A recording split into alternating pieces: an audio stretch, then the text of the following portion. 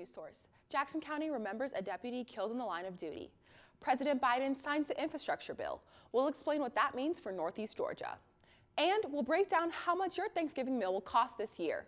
All that and more at 5 on Grady Newsource. This is Northeast Georgia's only local source for TV news.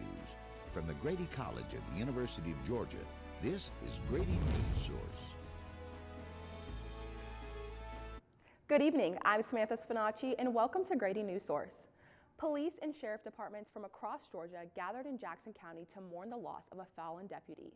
Grady Newsource's Riley Armont tells us how the community honored her life. Doing what she loved doing, unfortunately, her life was cut so short for no reason. You talked to her? Norma Jean Hirsch, a friend of the late Deputy Lena Marshall, joined the celebration of life for the beloved Jackson County deputy. Deputy Lena Marshall was shot while responding to a domestic violence call on November 5th in Houston. She sustained the injuries and passed away on November 11th.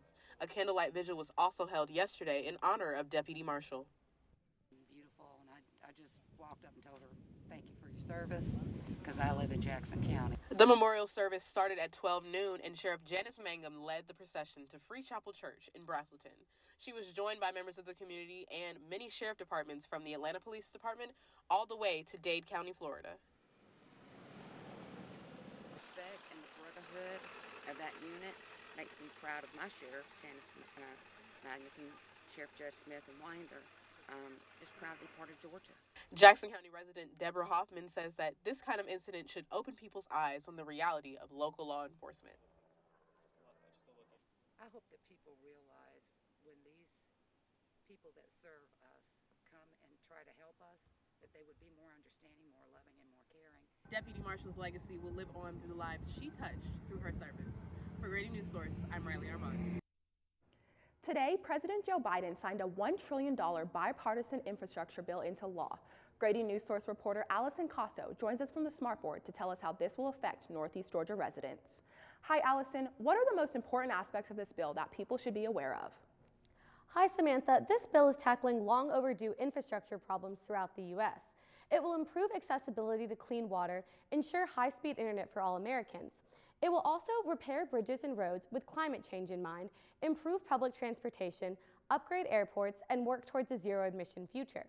The bill will also help create a nationwide network of 500,000 electric vehicle chargers by 2030. Back to you, Samantha. Allison, what does this mean for us here in Georgia?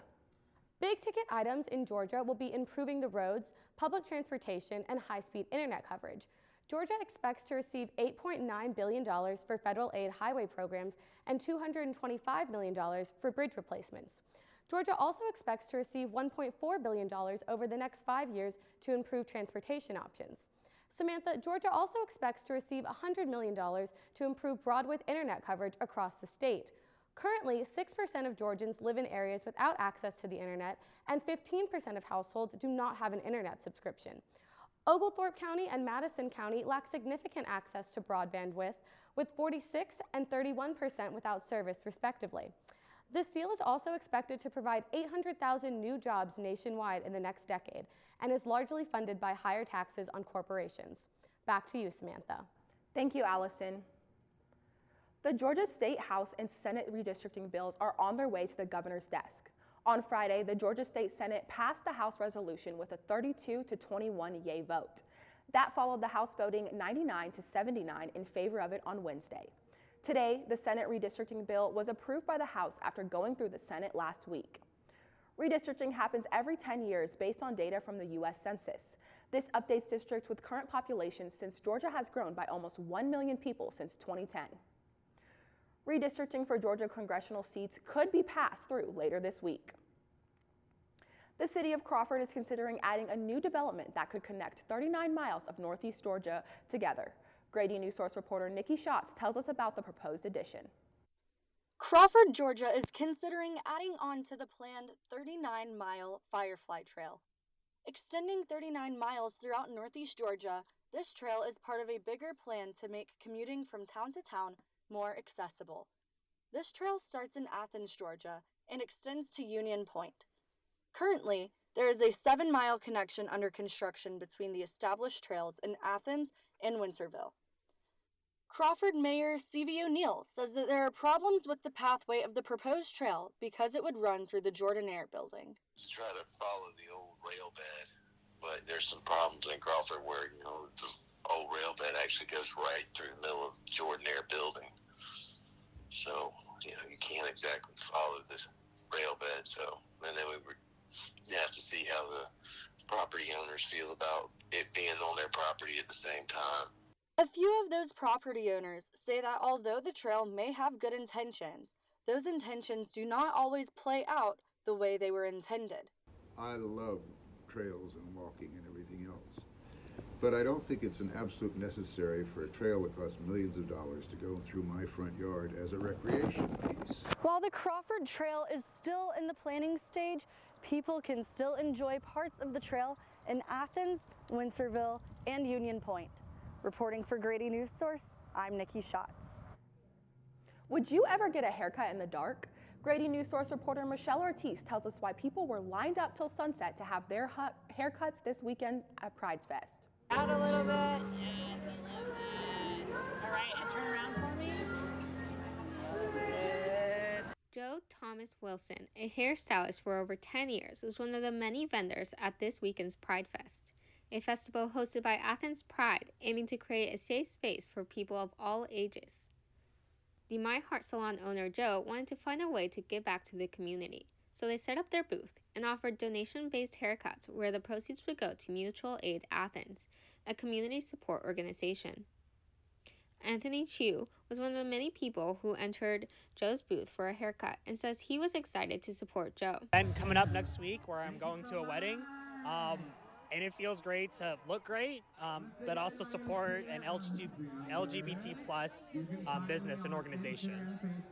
Joe's goal of raising money for Mutual Aid Athens attracted so many people they were cutting hair until sunset. While many would rethink getting their hair cut in the dark, Kai was insisting on getting their hair cut by Joe because of the reputation they have of removing the idea of gender at the salon.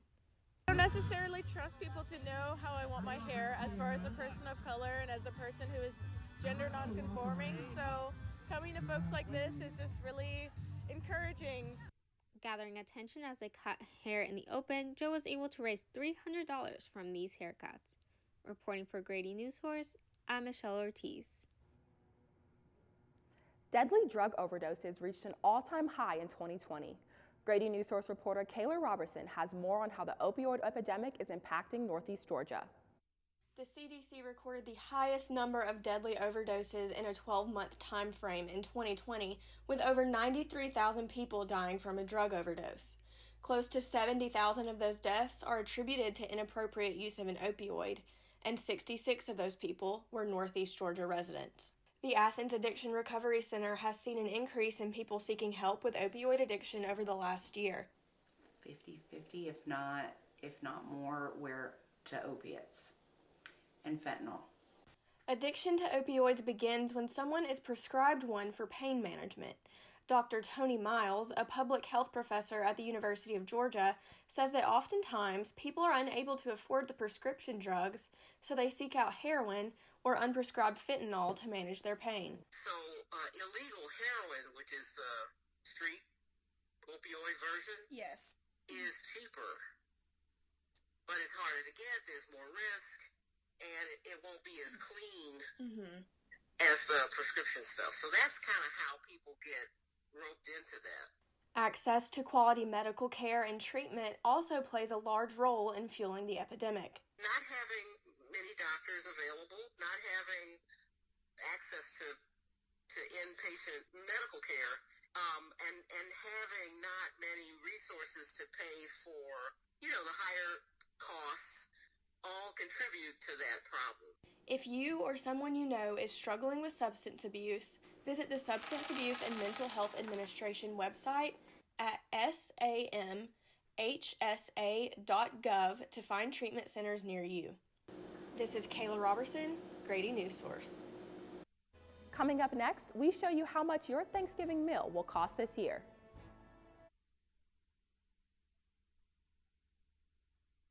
Big message is about. All right, let's go. Anytime you're driving, have the seatbelt buckled tight. Both hands on the wheel and your phone out of sight. When not in your hand, trying to text somebody back. Because if you do, your car might get smacked. The moral of the story, just put your phone down. The people on the road will stay safe and sound. Put your phone down, put your phone down. People on the road will stay safe and sound. Yeah.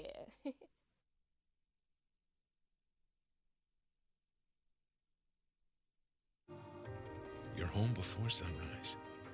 On top of the house, the kids, and our future. The smell of your cooking is our alarm clock.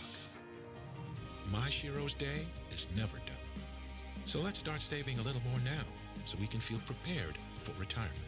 A free 3-minute online chat can give us the personalized tips we need so we can live our lives to the fullest. Visit aceyourretirement.org. Yo, Scott. Hey. I'm heading out, man. You want to ride? No, I got my car, but I actually really need to go to the bathroom. Oh, you know what? I was just in there. The line is like 10 people long. You know, I think I'll just...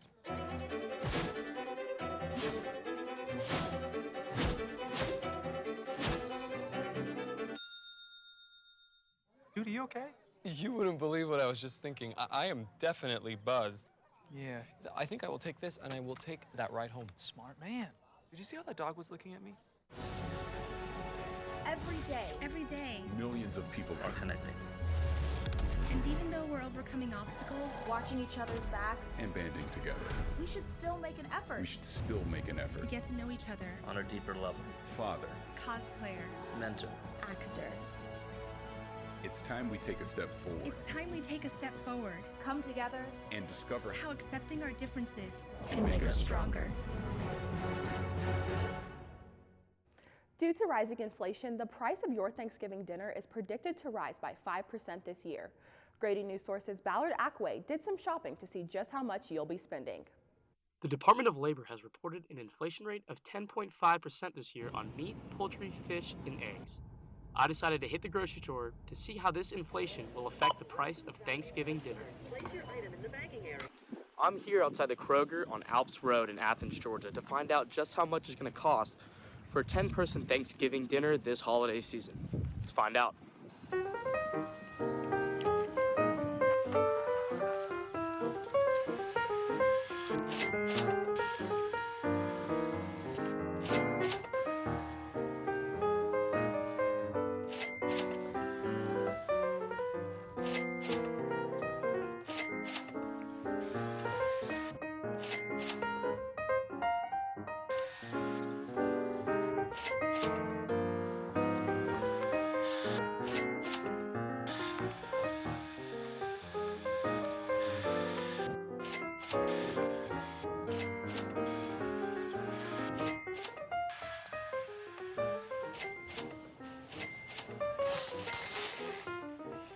The total cost of $61.02.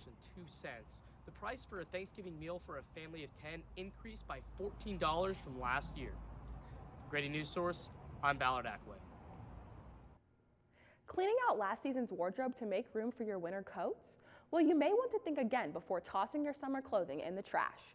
Today is America Recycles Day, and in honor of this eco-friendly event, Grady Newsource reporter Emma Robinson is here to explore some sustainable ways to change our shopping habits. What's next? A simple question that consumers constantly ask themselves when following the latest trends. Whether it's electronics, cars, or clothing, we are always looking for the next best thing, resulting in a constant cycle of waste. If we continue this lifestyle for another 150 years, the planet's not going to look the same. The Environmental Protection Agency reported an estimate of 17 million tons of general municipal waste in textiles alone in 2018. And of this waste, only about 15% was recycled, while over 11 million tons of textiles were sent to landfills. The EPA reports that the main source of this textile waste is discarded clothing, which is no surprise to fashion merchandising professor at the University of Georgia, Beth Weigel. Fast fashion, ultimately, it's fast, but it's cheap. And so people end up just seeing a seam come undone, and then they toss it into the landfill. What Weigel describes is fast fashion, the quick design, creation, and marketing of clothing to make new trends cheap and accessible for consumers. And in Athens, Businesses like Community are working to combat this wasteful phenomenon.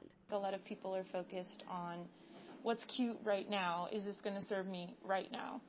At Community, Marcus and her team redesigned discarded fabrics and garments into something new. And as a part of owner Sonny Baumgartner's vision, this repair and redesign process helps slow down the cycle of clothing waste. Instead of tossing clothes to the trash or to an overflooded thrift store, Baumgartner recommends giving clothes a second life. Thinking about, okay, maybe I can take it to my local tailor and see if they can help me reinvent this piece of clothing, and rather than discarding it and buying something new. Emma Robinson, Grady Newsource. Over the past few weeks in Athens-Clarke County and Oglethorpe County, there have been many cases of packages and mail being stolen from people's residences. With the holiday season coming up, there could be an increase in more package theft.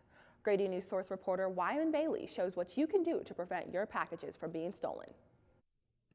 When it comes to receiving packages at your house, you get that feeling of excitement and happiness to finally open up that goodie that you've been waiting so long for. However, what if it's not there? Or what if it's been stolen?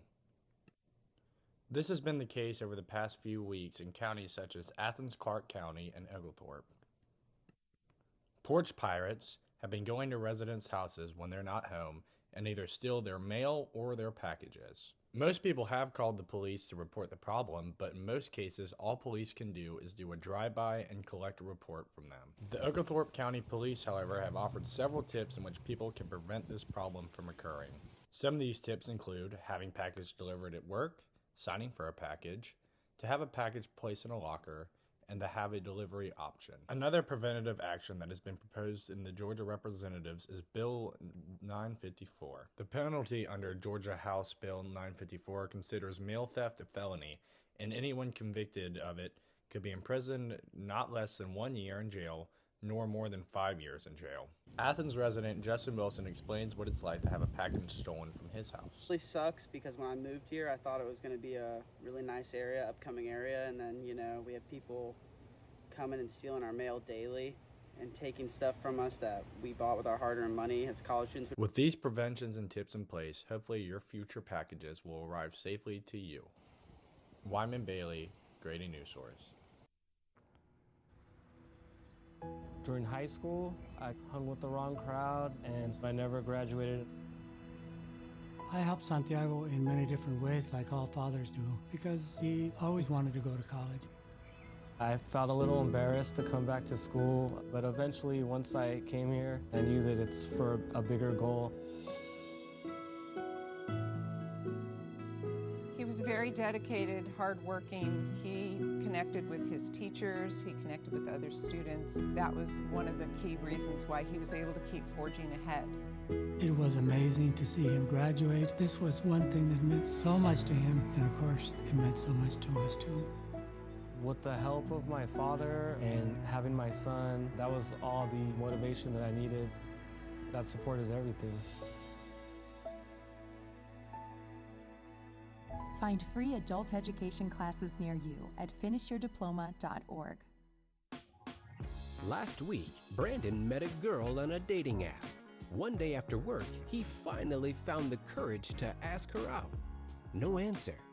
He started to panic. Was he being too pushy? Maybe it was too Hey, sorry I didn't respond. I was driving. I would love to go on a date. How does tonight sound? Brandon tried to play it cool, but inside he knew. A girl so smart, so responsible. She must be a keeper.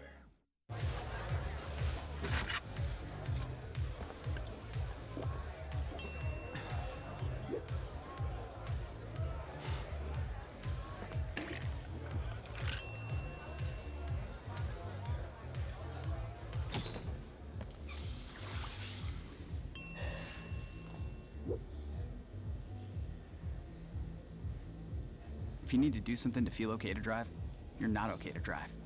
Don't drive buzzed. And now, the weather. Good evening. I'm Shaylin Carroll with your Northeast Georgia weather update.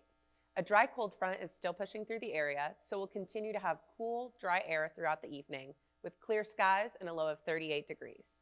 Tomorrow, temperatures will warm back up a bit and have a high of 70 and a low of 44. Wednesday looks similar with sunny skies, a high of 72 and a low of 48. Thursday has a high of 73 and a low of 41, with a slight chance of some light showers as another cold front rolls in. On Friday, we'll see more sunny skies, but the high will drop to 60 degrees due to that cold front. Saturday will be mostly sunny with a high near 57 and a low around 47. Weather permitting, you may be able to catch a glimpse of a partial lunar eclipse this Thursday night into Friday morning. The moon will be so close to opposite the sun that it will pass through the southern part of the shadow of the Earth for a nearly total lunar eclipse, with over 97% of the moon in full shadow. Only a small sliver of the left side of the moon will shine. It will begin to be visible a little after 2 a.m. and will reach its peak around 4 in the morning. That's it for the weather. I'm Shaylin Carroll.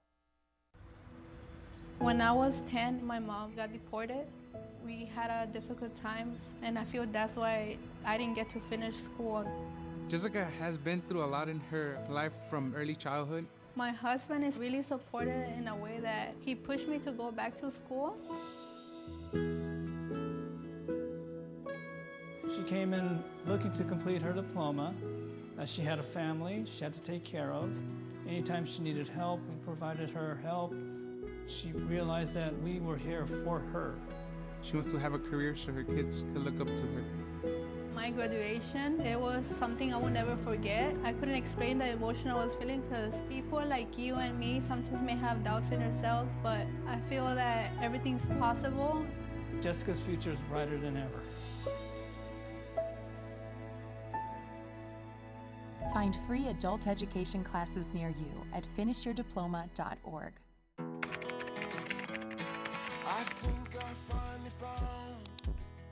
Hey, how you doing? Hey, Mason. Hey, Mason. Got a new house. It's looking pretty cool so far. A place that I call home. I'm teaching Louise how to cook some lasagna. It only takes a spark to make a fire start.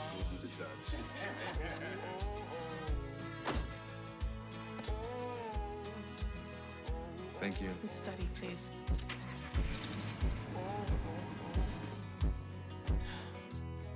I think I finally found a place to make my own. A place that I call home. This place that I call home. And now, sports. This weekend, Georgia fans flooded Neyland Stadium. The Dogs had a win in Knoxville, Tennessee on Saturday evening with a final leading score of 41-17 and in attendance over 100,000. Though the final score was triumphant, things were looking quite different at the end of the first quarter, where the Volunteers were in the lead with a 10-7 score. For Georgia coach Kirby Smart, this was his 5th consecutive win against the Volunteers. Tough place to play. You know, I think the way the game started, they start that way on a lot of people, and we talked to our guys about taking their best shot. But we didn't come up here to take shots. We came up here to throw them, and our offense came right back with a huge drive. Sagurday's game outcome leaves the Bulldogs topped ranked with a 10-0 overall score for the first time since 1982 and an 8-0 against Southeastern Conference opponents for the first time in program history. And that's it for me on sports. This has been Alyssa McDaniel with Grady Newsource. Julie was always a voracious reader. She'd carry 2 novels on an airplane because she'd read one on a 3-4 hour ride. And at some point, I began to notice that she would read a page and couldn't remember what she had just read, and she'd have to go back and read it again. I don't remember much these days after I read, but less does for me, and I love it.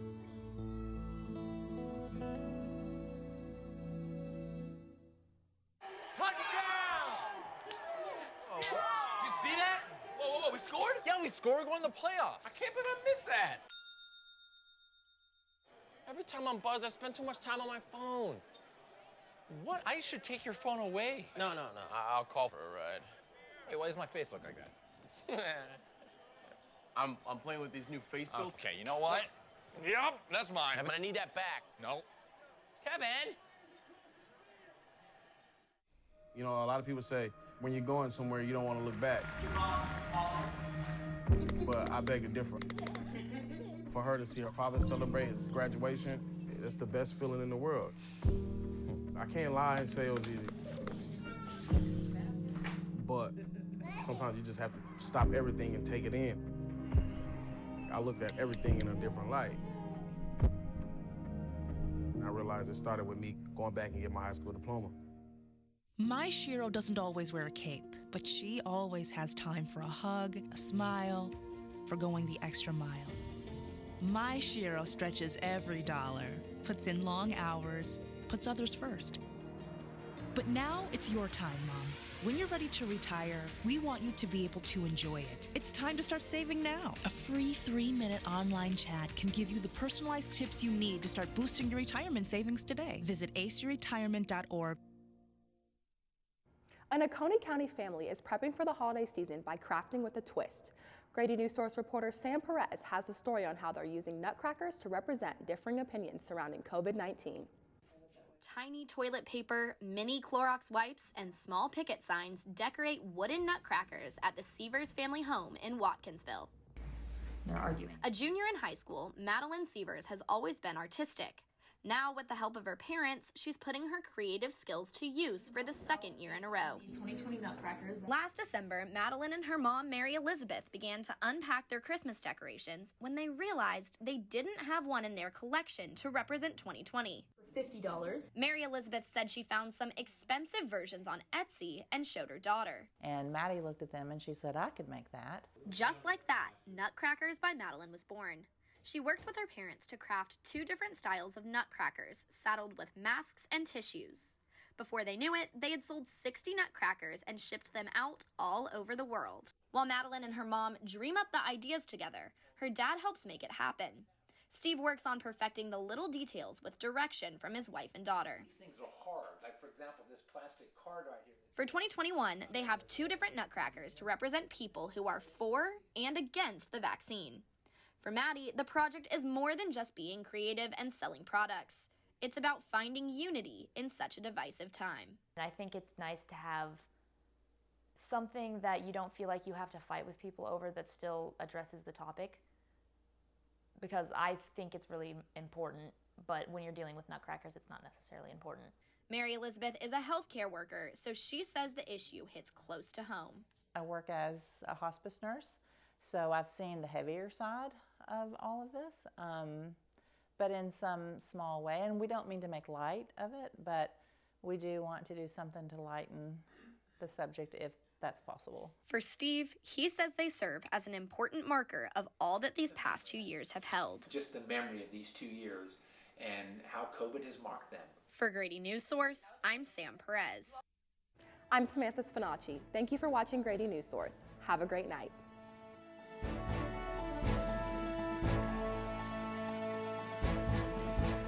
At the University of Georgia, which is solely responsible for its contents. Views expressed do not represent those of the administration nor the Board of Regents at the University System of Georgia.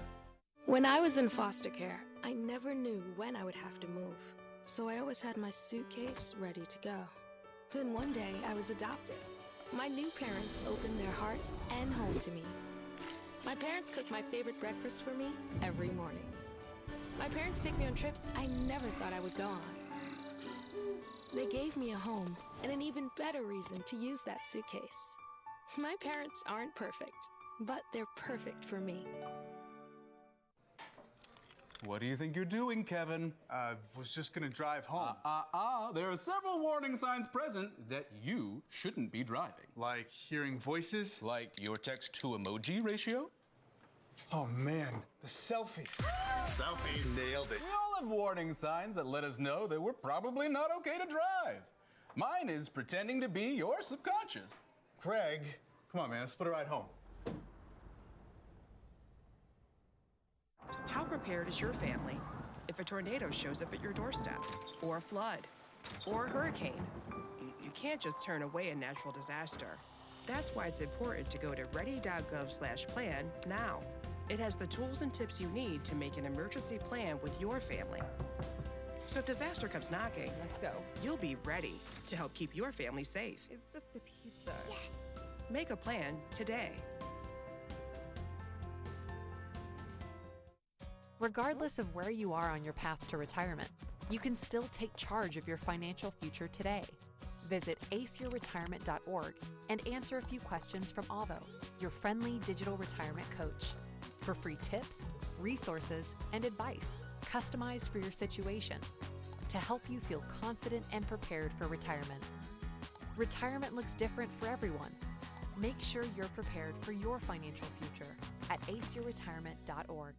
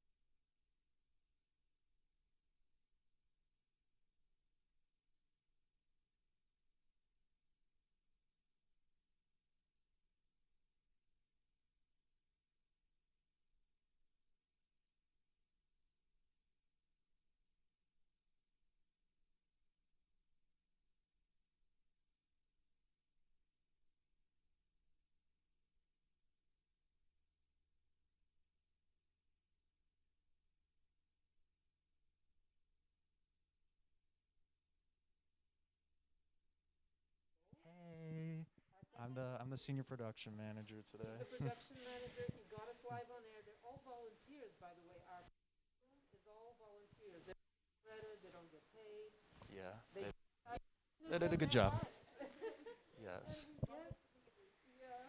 But yeah. Anyways, I just wanted to give a quick take on everything. Show went great today, despite YouTube being a pain in the behind again and not working. But we made do with what we had. I think tech went really smoothly today. We had some issues with the board and pre-recording, but and then there was something wrong with the credits. But other than that, you guys did awesome. I just wanted to say thank you because this is my last day SPMing with you. So yeah, you guys were an awesome class. You all have so bright future, but I don't want to go on and on and on. So without further ado, let's have this post-show critique, and we'll be able to see our buddies from CNN on the big screen. All right.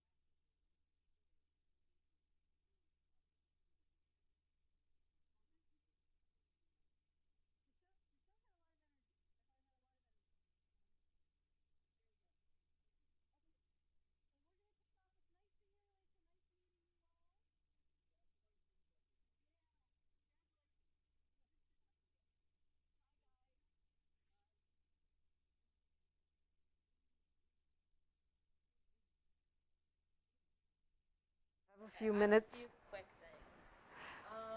That was really fun to put together. Everything just came together well, and the things that I asked the news gatherers to do also came together almost exactly as I had envisioned it. So thank you all for that. I think we're honestly just at like the point where we need to focus on the nitty-gritty things. Oh.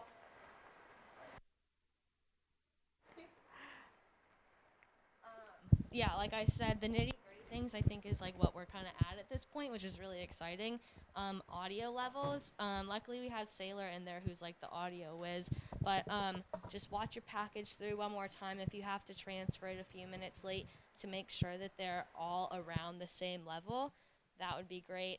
One thing I don't normally, but Michelle's video made me think about it, and they did a very good job, is lighting your shots when they're dark, especially now. I know we only have 2 more shows, but it's going to get darker earlier. If you do find yourself in that spot where you're shooting outside and it's really dark, grab your maybe try to put that somewhere to get extra light in the shot, because I feel like that would be hard to do in post-production.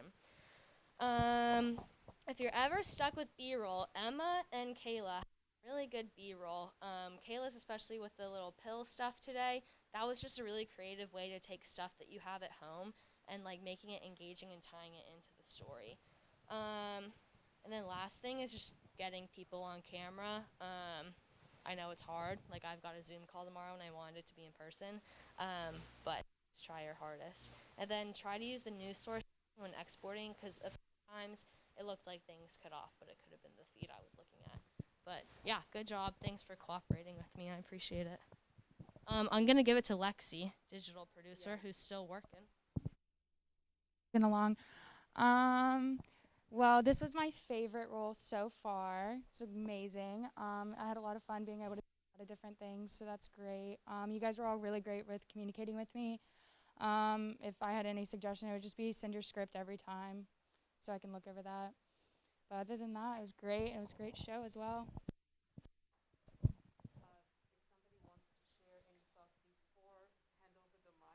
If somebody wants to, somebody learned something, aha moment, Samus, you always have something to say.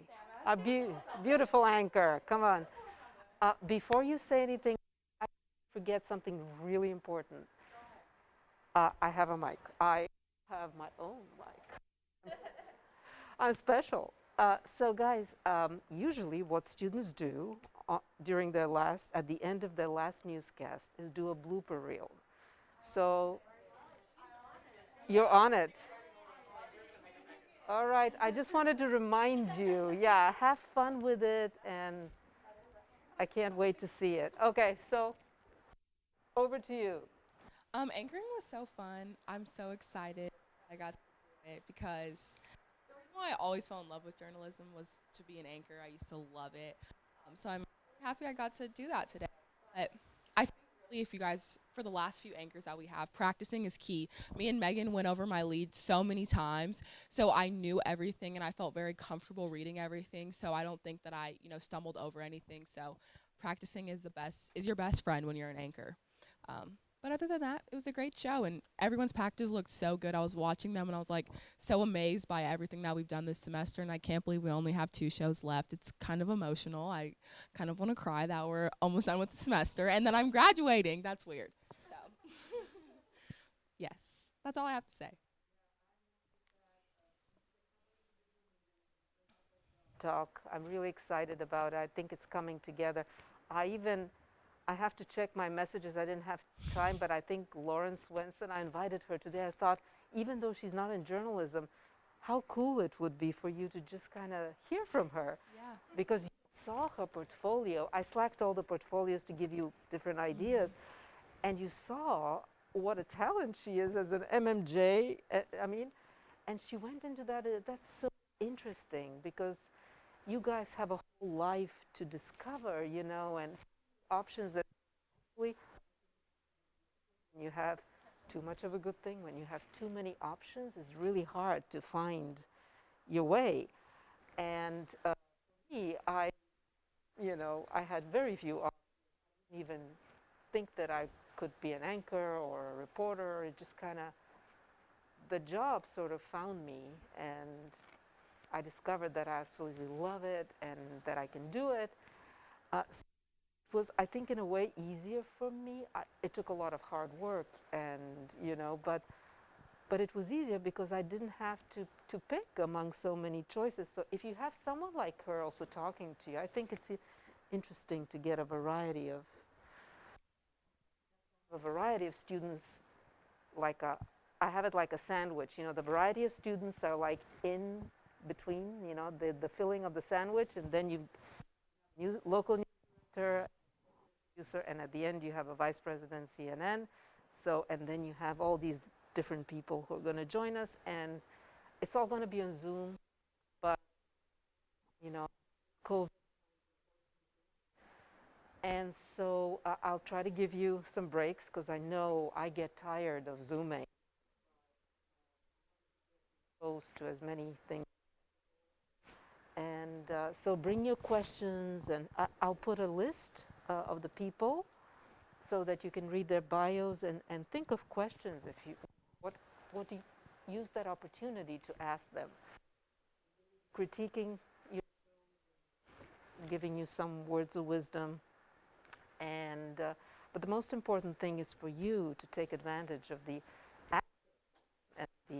and just whatever questions are on your mind.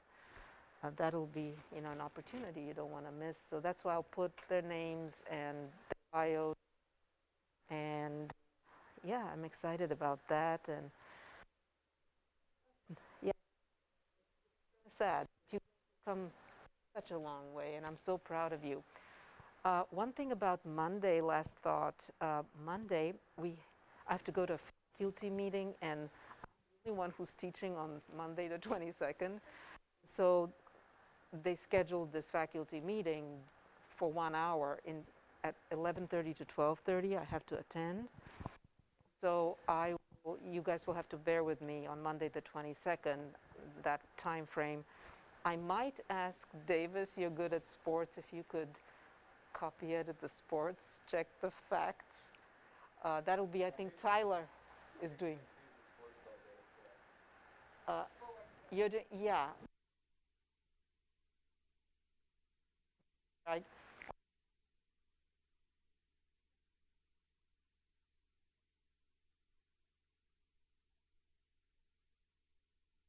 Edit, and I trust your judgment, and I trust that you will do a great job. And but we'll get it done, and yeah, and that's what I wanted to say. I will put in the list of the job talk. So again, Monday is the last show, then you take a break, well deserved for Thanksgiving. You come back, we don't have any more classes. You only have your in-person meeting with me whenever you set it up. Make sure you meet that deadline so I have enough time to really look at your stuff, think about it, reflect, and help you. You can totally ignore what I told you, but it's there for you. I mean, of course, he got a job, so he's not going to redo his reel because I told him, or his resume. These are, important things for you to understand, because you're going to be changing jobs a lot in your life, and you will need to have that sort of thing in the back of your mind. How do you your resume to be the best candidate and things like that. So anyway, I know you're tired, and let's do even better on Wednesday. See you. And of other people. The kids made me proud. Thank you.